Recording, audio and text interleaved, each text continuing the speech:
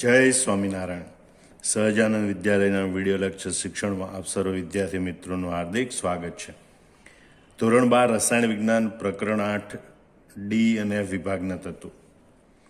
સ્વાધ્યાયનો પ્રશ્ન 8.6. સંક્રાંતિ ધાતુઓની પ્રથમ શ્રેણીના ઓક્સો ધાતુ ઋણાયનોના નામ જણાવો.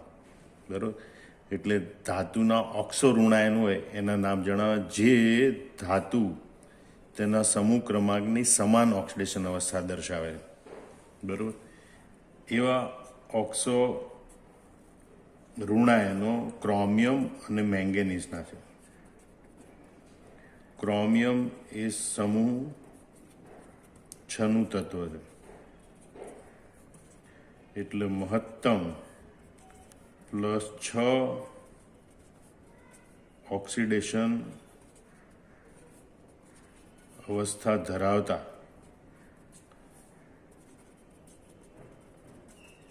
ઓક્સો ધાતુ ઋણાયન.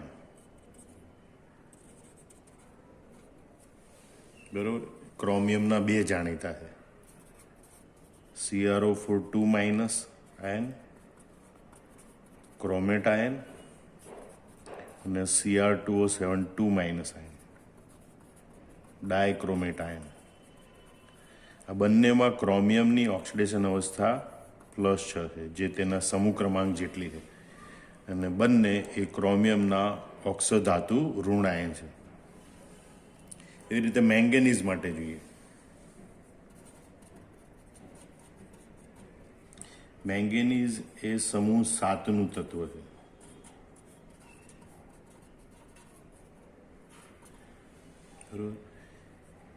તે મહત્તમ +7 ઓક્સિડેશન અવસ્થા ધરાવતો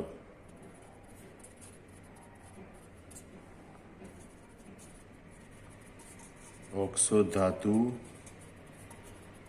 ઋણાયન દર્શાવે, તેનું નામ છે પરમેંગેનેટ આયન,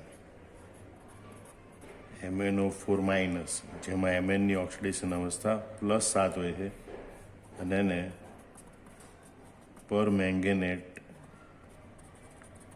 આયન તરીકે ઓળખવામાં આવે છે. બરાબર, આમ મહત્તમ ઓક્સિડેશન અવસ્થા એ એના સમૂહ ક્રમાંકને સમાન હોય અને એ ધાતુનો ઓક્સો ઋણાયન હોય.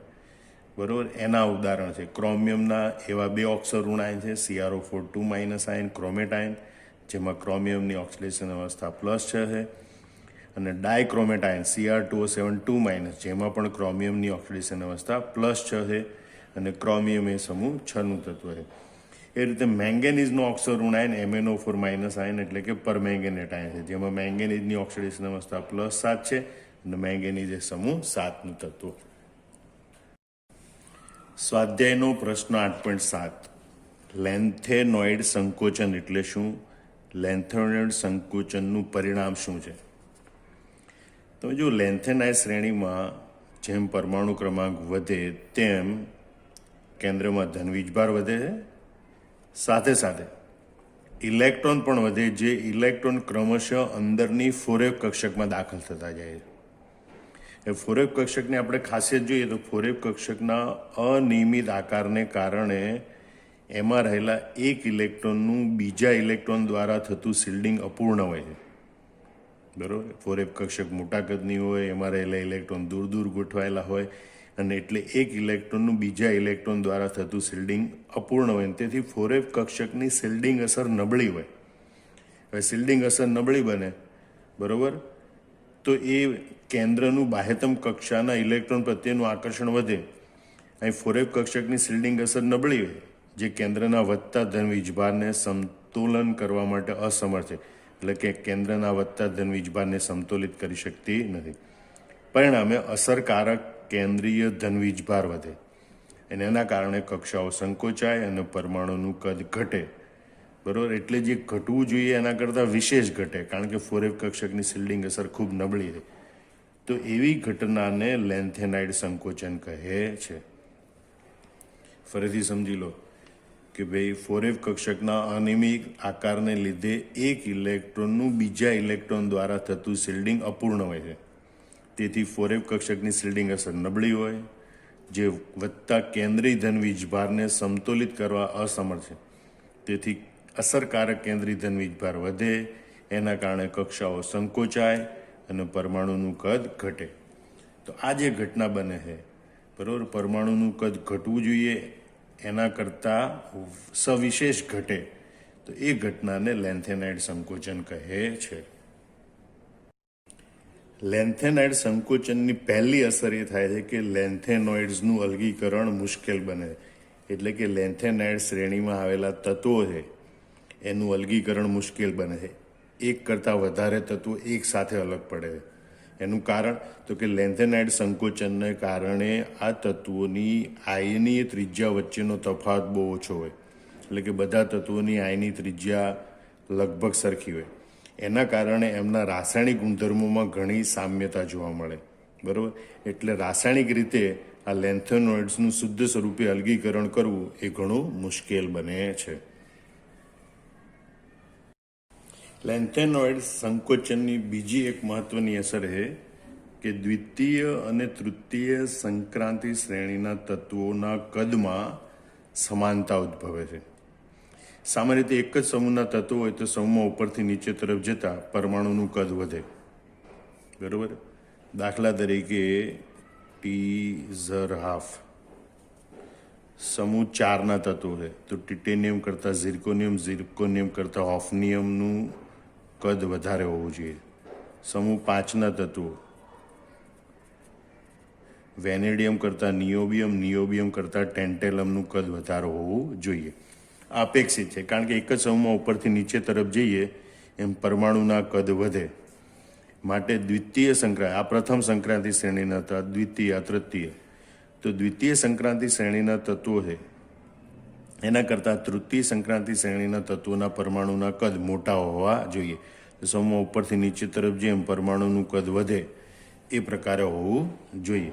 પણ લેન્થેનાઇડ સંકોચનને કારણે લેન્થેનોઇડ તત્વો પછી આવતી આ તૃતીય સંક્રાંતિ શ્રેણીના તત્વો એના પરમાણુ કદ પર અસર થાય છે અને એમના પરમાણુ કદ નોંધપાત્ર રીતે ઘટે છે.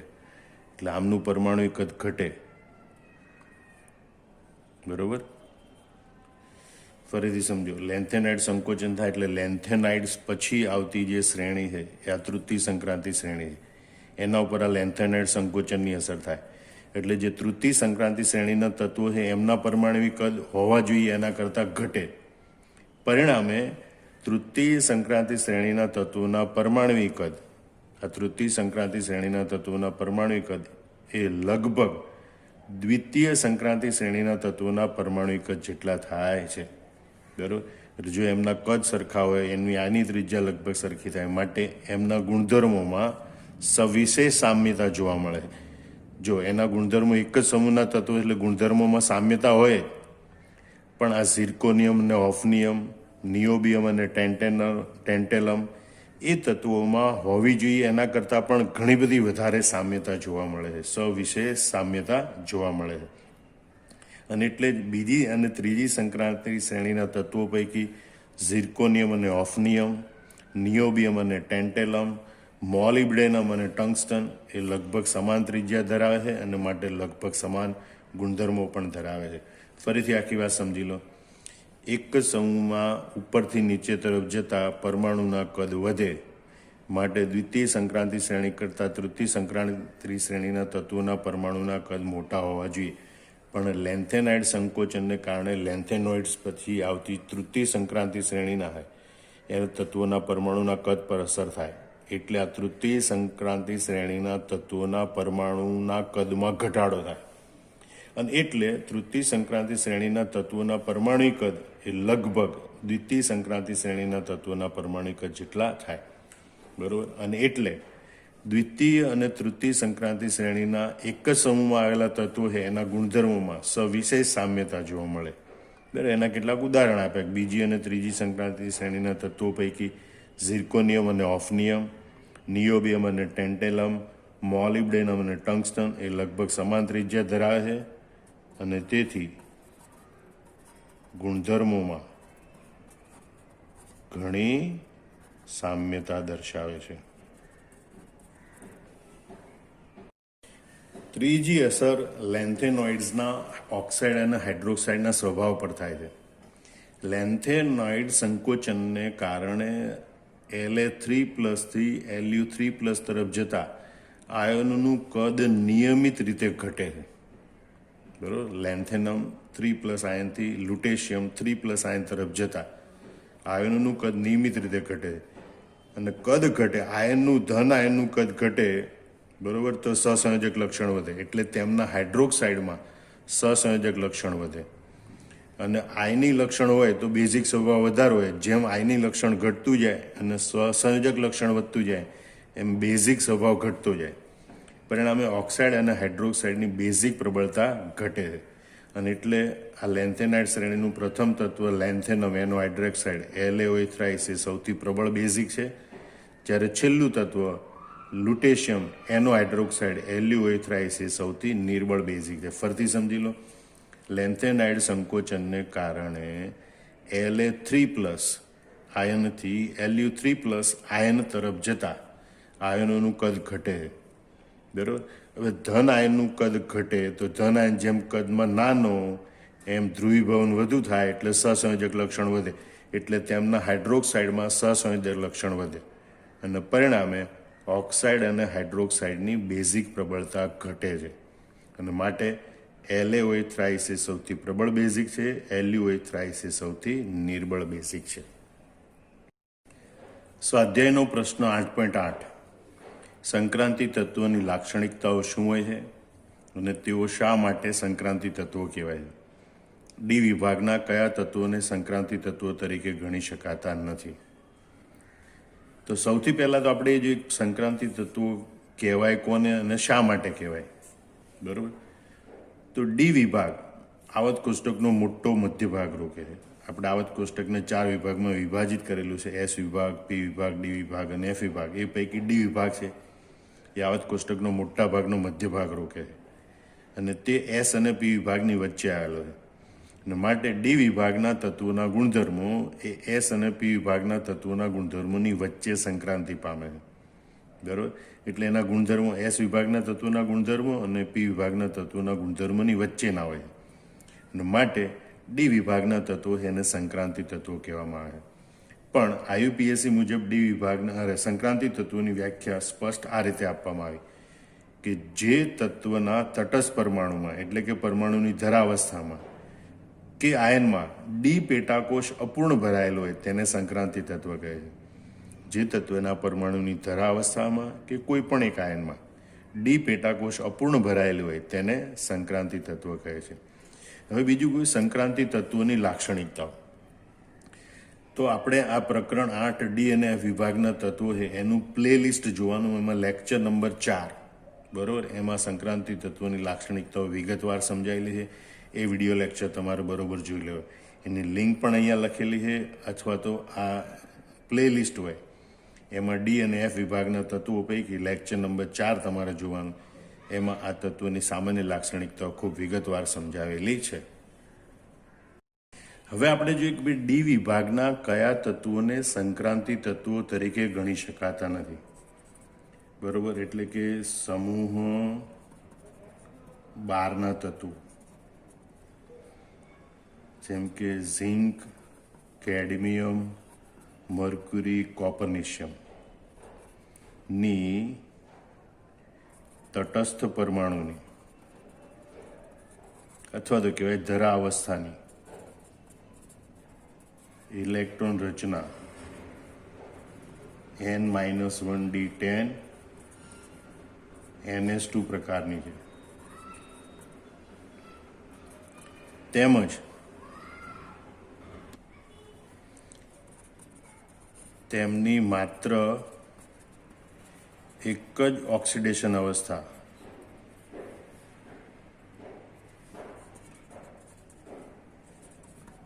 +2 જાણીતી છે. એ M2+ આયનની ઇલેક્ટ્રોન રચના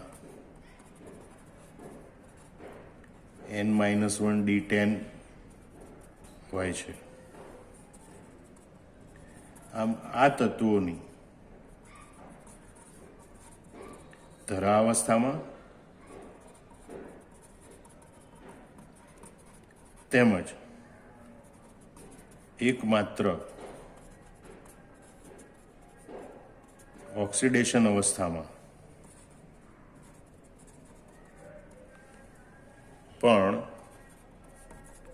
ડી પેટાકોષ એ પૂર્ણ ભરાયેલ છે, બરોબર. માટે તેમને સંક્રાંતિ તત્વ ગણવામાં આવતા નથી, કારણ કે વ્યાખ્યા પ્રમાણે ડી પેટાકોષ અપૂર્ણ ભરાયેલ હોવી જોઈએ. ફરીથી સમજી લો. સમૂહ 12ના તત્વો ઝિંક, કેડમિયમ, મર્ક્યુરી, કોપરનિશિયમ, એની તટસ્થ પરમાણુની ઇલેક્ટ્રોન રચના એ N-1 D10 NS2 પ્રકારની છે. એમાં ડી પેટાકોષ પૂર્ણ ભરાયેલી છે, તેમજ એમની માત્ર એક જ ઓક્સિડેશન અવસ્થા +2 જાણીતી છે, બરોબર. આ M2+ આયન છે, એની ઇલેક્ટ્રોન રચના D10 પ્રકારની હોય છે, એટલે કે N-1 D10 પ્રકારની. આ તત્વોની ધરાવસ્થામાં તેમજ એકમાત્ર સ્થાયી ઓક્સિડેશન અવસ્થામાં ડી પેટાકોષ પૂર્ણ ભરાયેલ છે, બરોબર. માટે તેમને સંક્રાંતિ તત્વ ગણી શકાય નહીં. સ્વાધ્યાયનો પ્રશ્ન 8.9. સંક્રાંતિ તત્વોની ઇલેક્ટ્રોન રચના કેવી રીતે અસંક્રાંતિ તત્વોની ઇલેક્ટ્રોન રચનાથી ભિન્ન છે? તો સંક્રાંતિ તત્વોની ઇલેક્ટ્રોન રચનાની ખાસિયત જોઈએ તો સંક્રાંતિ તત્વોની ઇલેક્ટ્રોન રચનામાં ડી પેટાકોષ અપૂર્ણ ભરાયેલી હોય છે.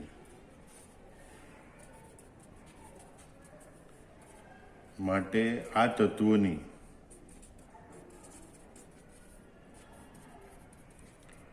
સામાન્ય ઇલેક્ટ્રોન રચના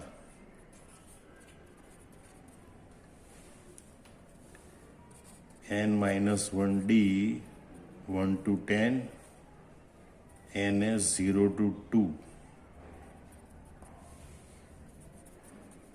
હોય છે, બરોબર. હવે એની સામે આપણે અસંક્રાંતિ તત્વો જોઈએ.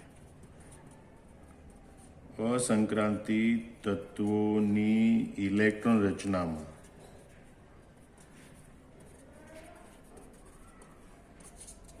ડી પેટાકોષ હોતી નથી, અથવા ડી પેટાકોષ સંપૂર્ણ ભરાયેલો હોય છે.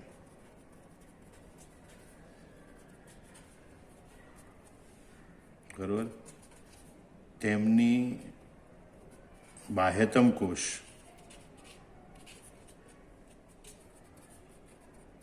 તરીકે એસ અથવા પી પેટાકોષ હોય છે, અને તેમની સામાન્ય ઇલેક્ટ્રોન રચના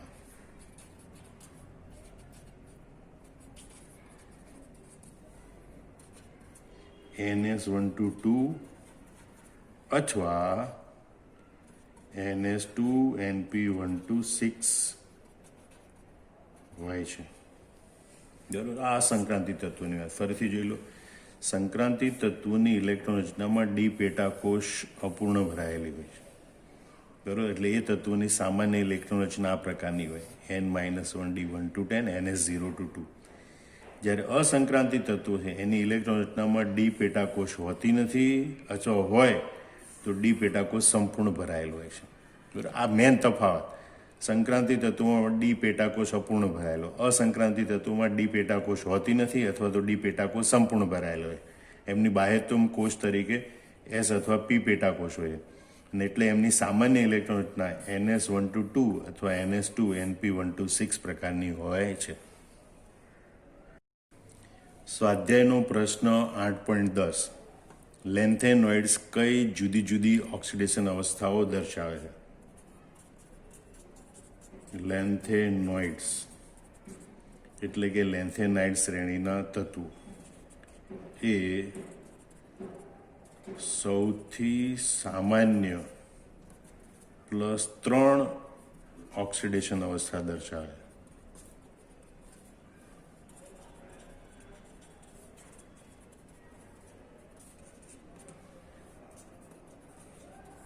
તેના કેટલાક તત્વો +2 અને +4 ઓક્સિડેશન અવસ્થા દર્શાવે. દાખલા તરીકે યુરોપિયમ એ +2 ઓક્સિડેશન અવસ્થા દર્શાવે, તો સેરિયમ એ +4 ઓક્સિડેશન અવસ્થા દર્શાવે છે. બરાબર. આમ જો લેન્થેનાઇટ્સ છે એના મોટા ભાગના બધા જ તત્વો છે +3 સૌથી સામાન્ય ઓક્સિડેશન અવસ્થા દર્શાવે. બહુ ઓછા તત્વો છે એમાં ક્યાંક +2 તો ક્યાંક +4 ઓક્સિડેશન અવસ્થા જોવા મળે છે. દાખલા તરીકે યુરોપિયમ તત્વ છે એ +2 ઓક્સિડેશન અવસ્થા દર્શાવે છે અને સેરિયમ તત્વ છે એ +4 ઓક્સિડેશન અવસ્થા પણ દર્શાવે છે.